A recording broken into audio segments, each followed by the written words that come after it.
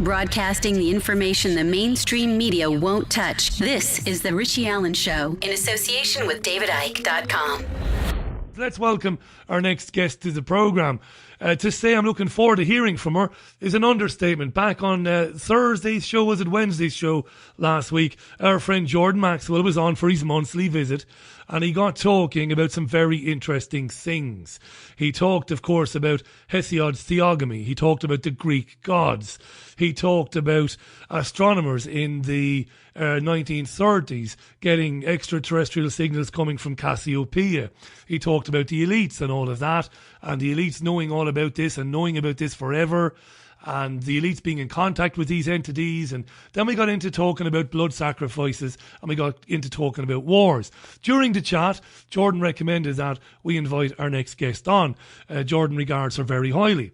You can find her at her website, TracyTwyman.com. She is an author, and her books have been incredibly well received and well read, including Clock Shavings, the Merovingian mythos, Solomon's Treasure, Money Grows on the Tree of Knowledge, and her latest book, which she kindly sent to me, which is called Baphomet, is The Temple Mystery Unveiled. She wrote that with Alexander Rivera. These are terrific subjects. They're hugely interesting and I think vitally important.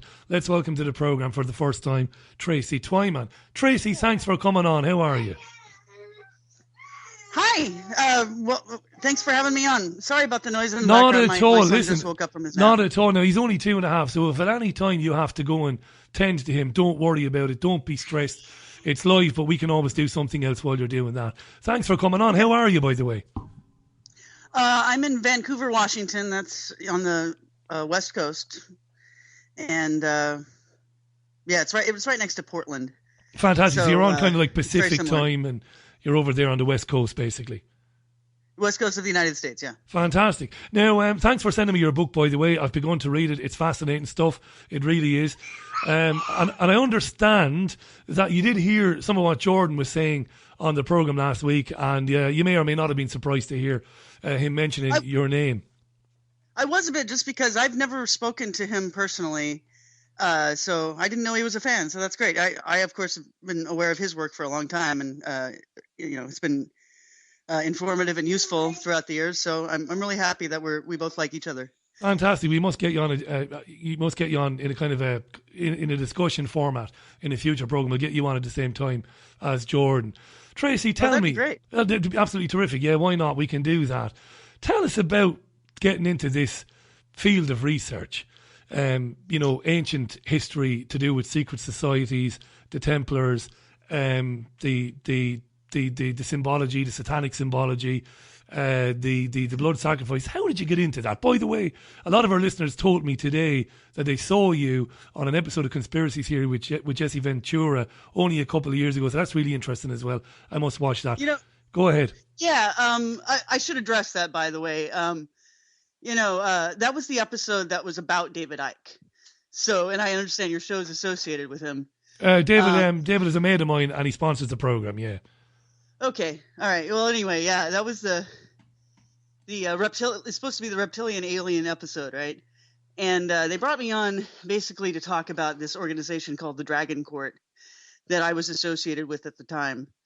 And that was a group of people that claim that they are descendants of, royal families. In particular, the guy who was the leader of this group, his name was Nicholas de Vere, and he basically said that the bloodline he was part of was what he called the dragon bloodline. And it's connected to what people call the Grail bloodline, or the Merovingians. Everyone's familiar with that now because of the Da Vinci Code. And the idea that those people are related to Jesus. And so this person, his research actually corresponded a lot with my own, which is why we were involved with each other in the first place. And he was saying, well, yeah, this bloodline is connected to Jesus, but it's much broader than that.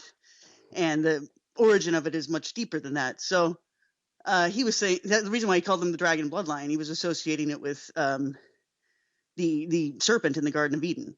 And, there's other cultures that have their own version of that, but it's usually represented as some sort of dragon or snake, this the creatures that this bloodline came from, because he was saying that it's coming from a, if not extraterrestrial, extra dimensional superhuman race, basically. And so I was involved with that group. At one point they were sort of using me as a spokesperson. So anyway, I went on the Jesse Ventura show to talk about that, because it connected to the subject they were dealing with, which is, the subject of reptilian aliens, and whether they're, running the show, whether the elites are actually reptilian aliens. And I did not know what the motivation was of the people producing that show. I like Jesse Ventura and he's fine, but anyway, they I just thought it was kind of unfortunate. I liked the show and I appreciated them having me on, and yet certainly the way they cut it, I don't think anyone understood that I was talking about the Dragon Court. The way they cut it was so that it was bolstering the idea that reptilian conspiracy theories are broadly held, I guess. I'm with you. Yeah. I have seen some of that episode. I saw the confrontation between Jesse and David, of course. I saw that, and that was a bit kind of strange. And I took that at the time.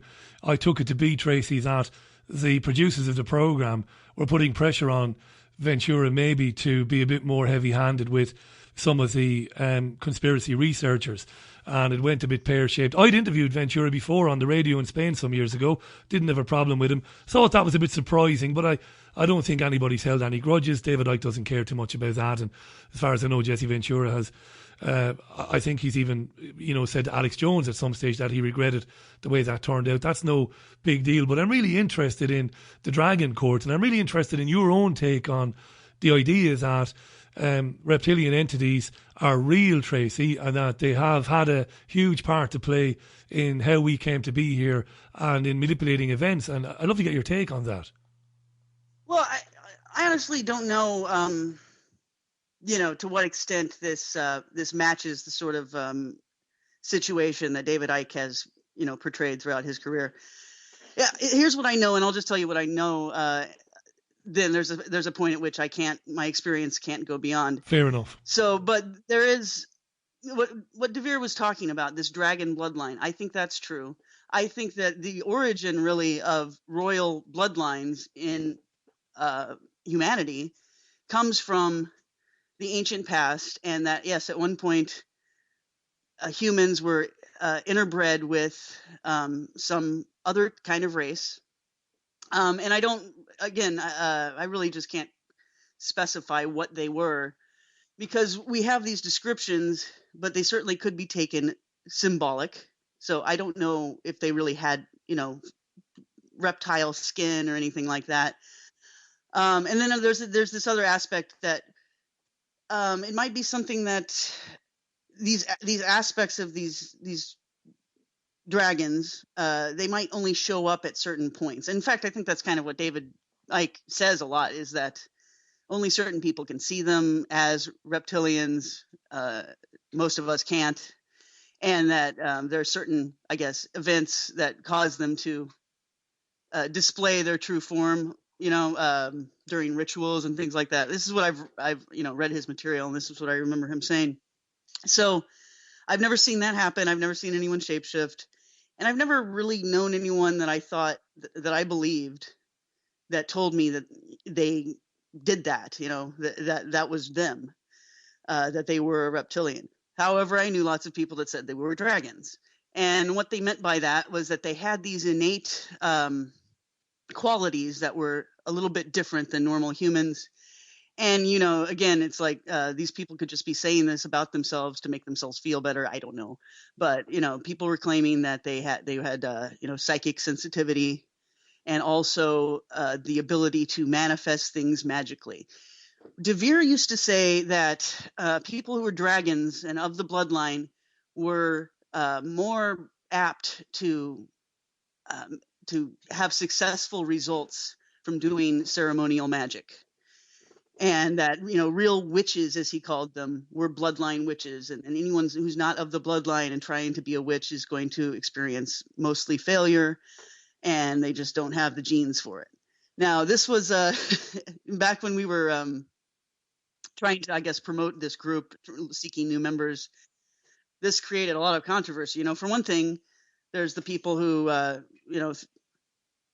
most people, when they hear this, it just sounds like conspiracy theories that they've heard. So this is what they've heard the elite are like. They've heard that it's associated with evil. And so, a lot of people just didn't like the Dragon Court because they thought, well, this is like a aspect of the Illuminati. That's what this is. And then there are people who just thought it was racist, basically, that here these dragons are saying that they're superior to other humans. But anyway, I don't know. It's a race of. I think that whether you believe the people who claim they're part of the bloodline now or not, the mythology and the traditions that we have about this definitely indicate that this is the origin of royalty, and that at least in the ancient past, people. This is the reason why people thought that royal families were somehow more fit to rule, and that they had some qualities that separated them from humans. It goes back to the 15th century, doesn't it? Because I've been doing a little bit of reading on this today. And when you mentioned, because as you were talking now, been looking at Nicholas de Vere and the members of the Dragon Court who said that they were descendants of families. Which royal families, Tracy, were they claiming to have connections with in particular?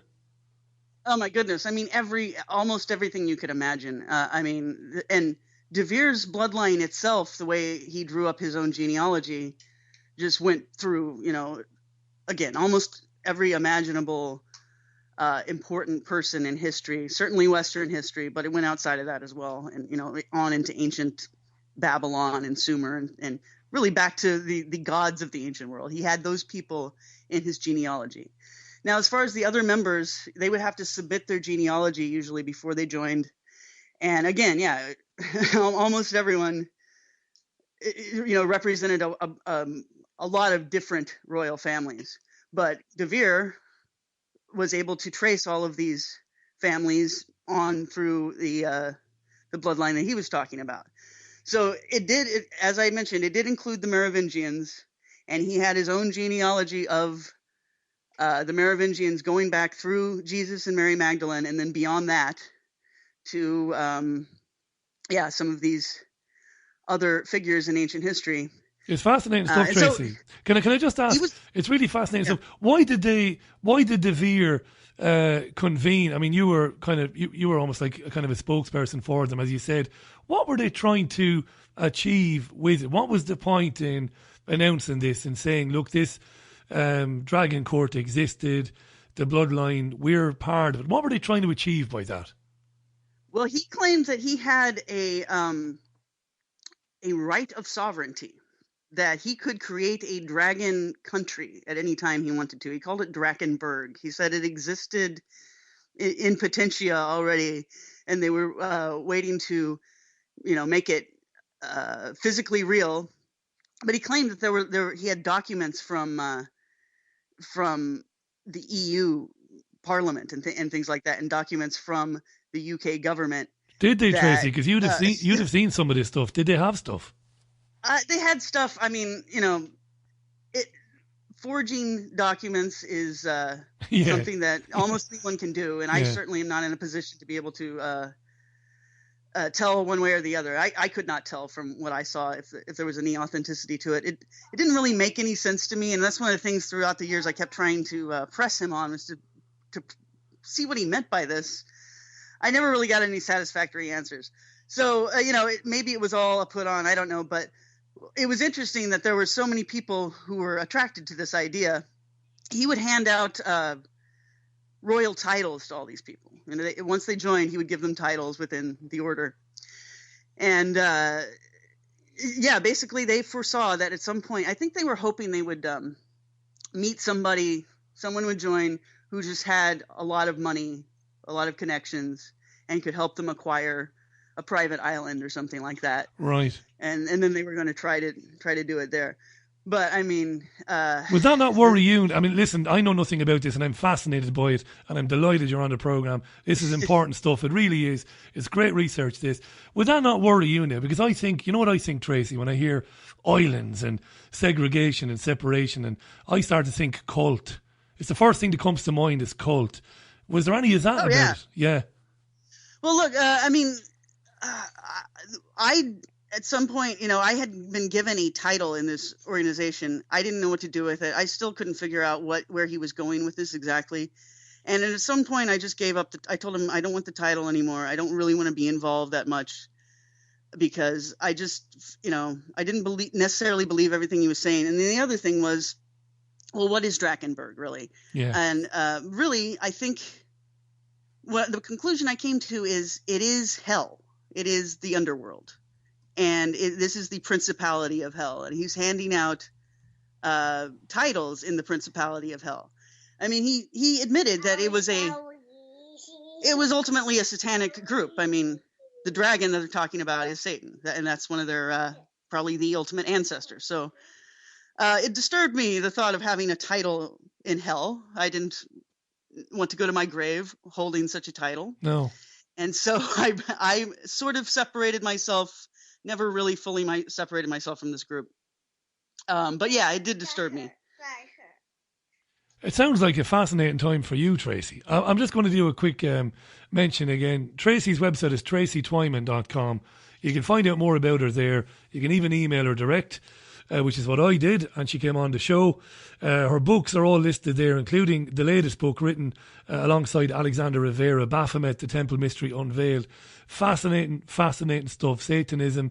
I mean, Tracy, it keeps coming up. You'll be aware as a journalist and as a writer that a lot of people whom are making claims that they were sexually molested or abused by elites, VIPs, politicians, ministers of state or whatever, a lot of people are saying, and their stories all sound very similar from around the world, that there was a satanic element to all of this. And we find ourselves on programs like this. And I mentioned to you off air, Tracy, it's really bizarre for me because I never thought I'd be talking so much about these things, satanic symbology, Satanism, the occult and stuff like that. It's a fascinating area of research, but it's an unsettling one, Tracy. Are you unsettled by it when you're researching it and writing about it? Oh, yeah. I mean, there have been times when I just really freaked myself out. And in fact, the subject that you're talking about sexual abuse, one of the books I wrote was called Mind-Controlled Sex Slaves in the CIA. And I interviewed several of these people who claimed that they were victims of it. This was originally it started out as an article I wrote for Hustler magazine, which, by the way, got edited insanely so that it sounded like I was making fun of all these people and I didn't believe any of it. And you weren't. You wrote a serious article and it was serious. I mean, I was objective about it, but anyway, so yeah, when I was researching that book, I was terrified, actually. The whole thing just really unsettled me, and that was the first time in my life when I really thought not only was I being watched, but by people that did not intend well for me. I felt very threatened by, and nothing ever happened, but I felt like I was touching on something really, really dangerous. And I'm kind of glad, actually, that I just went on and did something else after that. I didn't stick with that topic because, frankly, it's just too scary. How incredible! I think it's a very dangerous topic to deal with. Tracy, I'll read it. Can I read a few? Can I read a few quick tweets there? Yeah, go ahead. Loads of interest in this. Martin was on to say it's clear that satanic worship, elite paedophilia, and human sacrifice is real and it's hidden. The UK drops the VIP paedophile investigation, or tries to, as David Icke has concluded. Maybe religions are actually worshipping a negative entity. Alex was on to say David recommends the film They Live by John Carpenter because it depicts a lot of what he's saying about elite camouflage. We'll get to that shortly, these elite bloodlines. Chris was on to say, hi Tracy, could these families' bloodlines be related to the Ostra albus, For example, the ET origin beings, asks Chris. Woody was on to say, did the Gnostics not teach that the snake was in fact the Christ or the emissary of the divine being? Massive this, Tracy. I could have said this to you before we came on air. Huge interest in this. Hubertes was on to say, are we not all children of God, therefore born equal upon the earth? Dion was on to say, the Dragon Court website is a bit much. It looks like a cult. Good for Tracy that she got out. Wayne was on to say, the very systems we are enslaved by were created for the very purpose by the gods of our creators, our masters. It's incredible, you see, Tracy. And by the time we finish in 20 minutes or so time, we'll have had another 100 tweets and emails about this. It's a fascinating subject. So, Tracy, can we...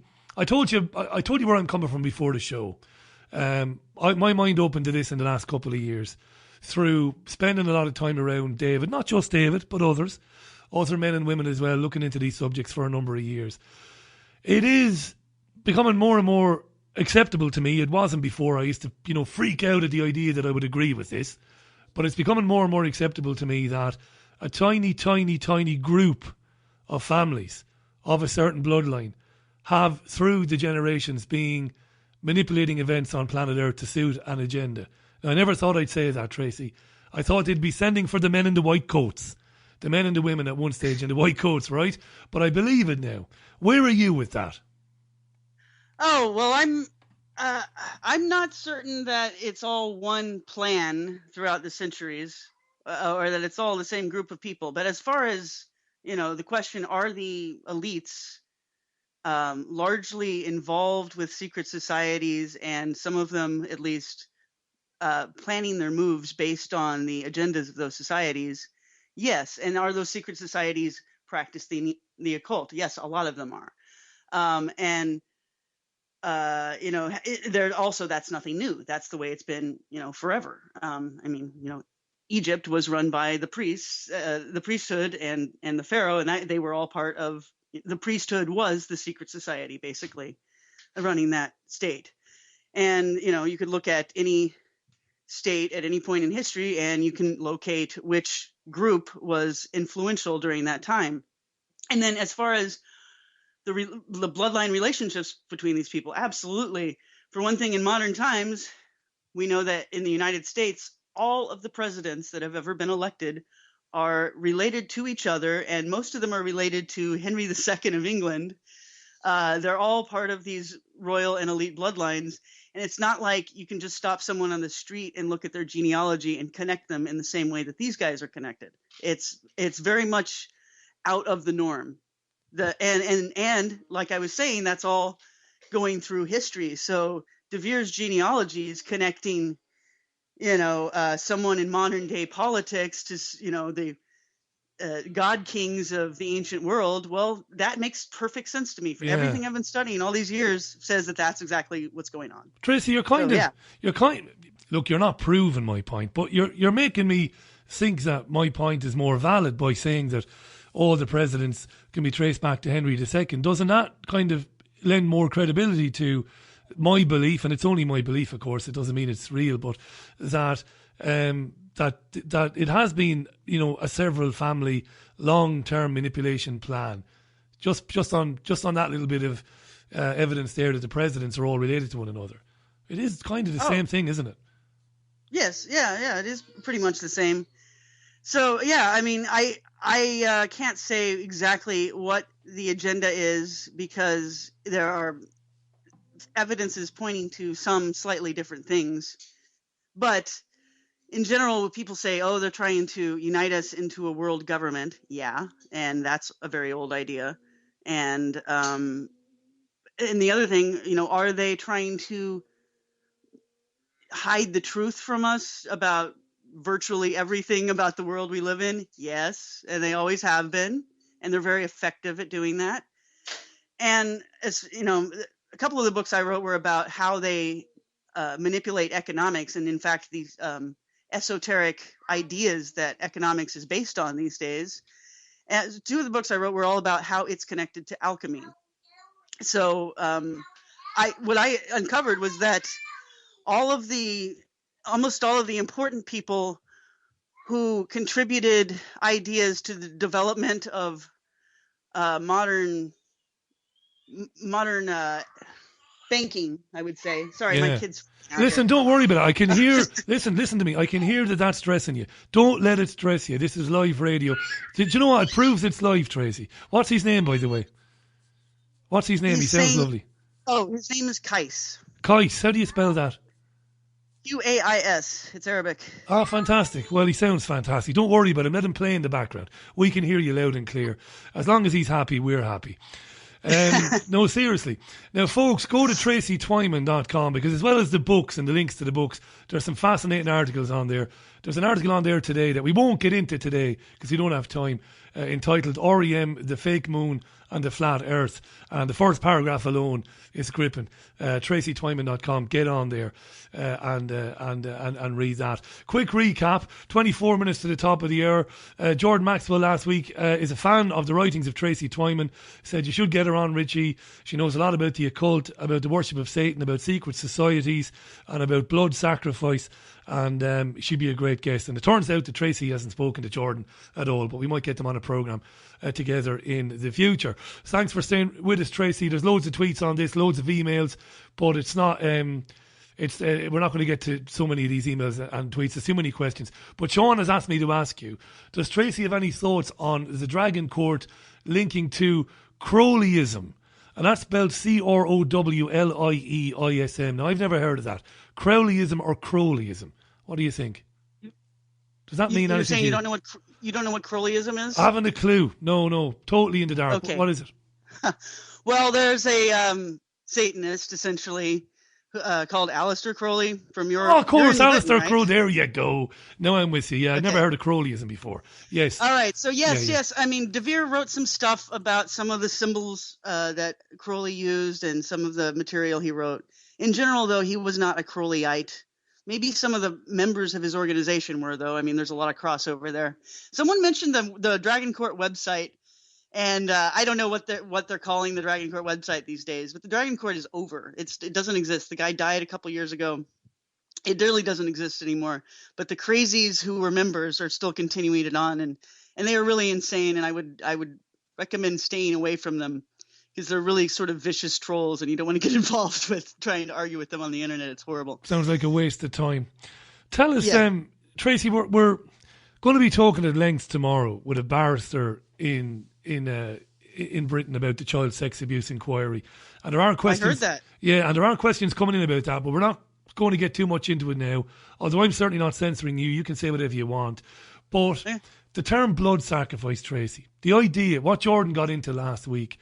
We need only turn on CNN now or Sky News, and we're being confronted by the escalation of tension between Russia, China, and the European Union and the United States. It's happening. We heard the British government say that we need to send ground troops into Libya now because we didn't destroy it enough 5 years ago. We need to send ground troops in there now to stop ISIS. War. Again, there was a time when I would have considered it lunacy, that what was going on here was some sort of a blood sacrifice through the elites. Well, the elites doing it through governments and through armies and through the weapons manufacturers, that this is all about blood sacrifice, paying homage to these extraterrestrial or non-human entities. What do you think? You've obviously researched this extensively. Where are you on this? I do think that is something that does happen, and in fact, really, like I was saying, the whole economic system is based on this system of alchemy, which itself is based on child sacrifice. That's something we'll have to explain in more detail later on, but I'll use an analogy that actually came from this cartoon that used to be on called Full Metal Alchemist. And in that show, I'm going to spoil it for you, but in that show, there were two universes. One was run by alchemy and one was run by regular science, and they were connected. And the magicians in the alchemical universe got the power that they used to make their magic happen by sucking energy from the other universe. And how that happened was in the other universe, which was ours, it's our world they were depicting. Every time someone died here of a murder or on the field of battle, it created energy, soul energy, that was then transferred over to the other universe and used to power their world. And I think this is a metaphor for what I do believe is really going on. There is another world out there that we can't see. Some of the people involved in occult secret societies over here that are in the elite are connected to that other world through divination and through magic. And some of the things they do when they orchestrate events on this world, the world we're living in, some of it is for the benefit of the beings in the other universe that are giving them orders. And the reason why, a good way of viewing it is to think about vampires. Vampires do not have souls themselves. So they need to suck energy, soul energy, from other people, life energy. And as we know, even the Bible says the blood is the life. There's literally life force inside blood. And not only do the people doing the occult rituals benefit from that, but really they benefit because the energy is going into the other world and being sucked up by another world that is populated by beings that don't have souls. They're sucking off of our world and the people that have souls in this world. Tracy, I literally mean that. And that's something that David has spoken to me about many times. Jordan has spoken about. And I'll ask you the same question I've asked both of them in the past. Will we ever get to a stage, Tracy, where our friends and our neighbours will consider that information and take a look at it? Or are we doomed to remain in the reality that our friends and neighbours say, you know what, Tracy, you're crazy. That's lunacy. That'd make a great science fiction novel, Tracy. Why don't you go and write that and make $1 million? How are we going to get people to consider that? Because it is so beyond what most people can even begin to imagine. Where do you start, Tracy? You actually just have to wait for world events, for history to change people over time. It may take generations. The truth is that we are, the metaphor of they live is accurate. Everyone is in a mass hallucination. And that's part of why they're doing magic rituals. One of the purposes of some of the rituals done by the elite is to cast a spell over us so that we don't know what's going on and so that we willingly give our energy through not only blood sacrifice on the battlefield or otherwise, but also through our bloods and our sweat and tears when we're working at our job and paying our taxes.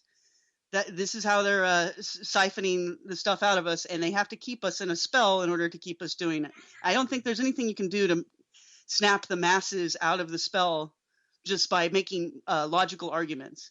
There's got to be something else, something higher has to change, and I don't think it's anything that you and I can control. I'm just going to give a plug to it again because he is obviously very important to me as a friend, and he's a great contributor to the programme.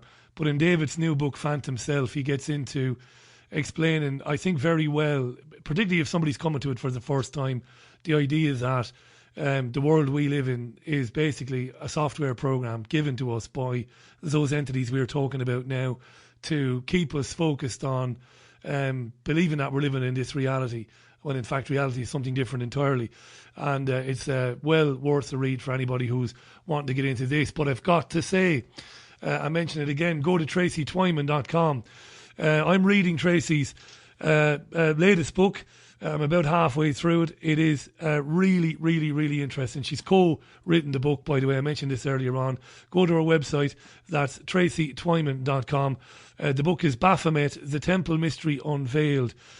What a fantastic subject, Tracy. What an interesting subject. The Knights Templar and their worshipping of Baphomet. A couple of listeners, Chris in particular, massive amount of interest in this on Twitter. Go to our Twitter page, put in the Richie Allen Show, all one word, click enter, you'll see everybody else's tweets. Fantastic interest in this. Baphomet then, Tracy, and the Knights Templar. Why was the demon figure of Baphomet so important to the Knights Templar in particular? Well, that was their patron. I think that's where they got the best of their ideas that helped them to create a very large empire across Europe. They were really the most powerful people at a certain point for a couple hundred years in Europe, and a lot of it had to do with their economic dominance. They dominated a lot of industries, including inventing banking, inventing the checking system.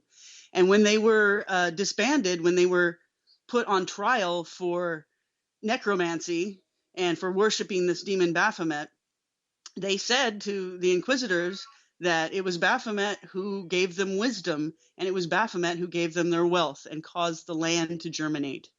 So I think not only did this entity, because of the relationship they had with him, bless them, create magical effects that allowed them to prosper, but also giving them specific ideas, wisdom as they called it, and which gave them the idea to create an alchemically based economic system. And by alchemy, I mean alchemy is about turning lead into gold. It's taking something that isn't worth much and making it worth a lot. And also alchemy involves taking a very small amount of gold and multiplying it hundreds of times. And that is exactly what happens in our economic system. It involves taking money or wealth from the future and transferring it over here. And that is an alchemical and magical process, how they do it. And that is how they feed off of the young. They feed off of the future before it even happens. And this is all stuff that the Knights Templar came up with. It's what made them rich. And they said it all came from Baphomet, this demon that they worshipped from the very beginning. Our research indicates that they had a relationship with Baphomet from the beginning. They had blasphemous rituals to him from the beginning, and they had a goal to take over the world. Even one of the popes actually wrote an essay that specifically said this, that the Templars were created to take over the world. And the Templars were disbanded in the 1300s, early 1300s, but what came out of that was Freemasonry. Freemasons still trace themselves to the Templars. In fact, almost all Western occult groups try to claim that they're somehow from the Templars.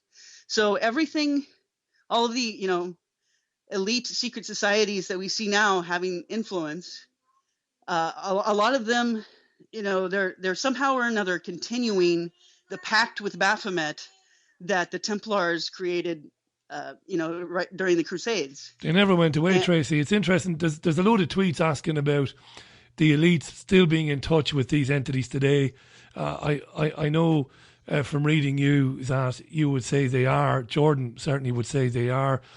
Load of questions. A friend of mine has asked me to ask you a question. I was going to go down the road anyway, briefly, and that is the manipulation of our brains and our sovereign bodies through programs like HARP and microwave towers, all that sort of external interference. Basically asking you, do you see that as being important to these elites and to these entities as well? Transhumanism, another way of going down that particular road. What do you think?